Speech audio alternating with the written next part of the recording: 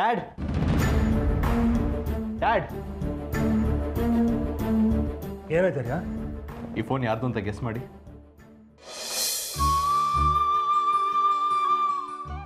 ಆರತಿ ಅವ್ರದ್ದು.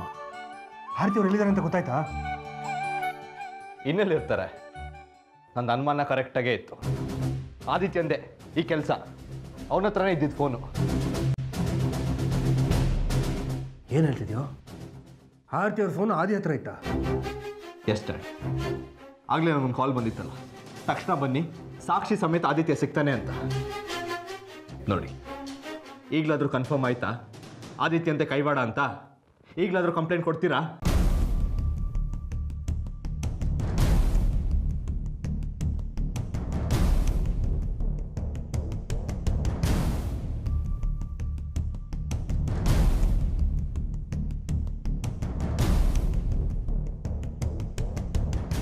ನೋಡಿದೆ ಆರ್ಯ, ಇವ್ರ ಫೋನ್ನಲ್ಲಿ ಬರೀ ಆದಿ ಫೋಟೋಗಳೇ ಇದೆ.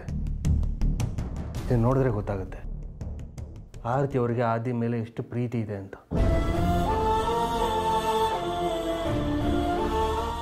ನೀನು ಅವನ ಹತ್ರ ಜಗಳ ಆಡಬಾರ್ದಿತ್ತು. ನೈಸಾಗಿ ಮಾತಾಡಿ ಮನೆ ಕರ್ಕೊಂಡು ಬರಬೇಕಿತ್ತು.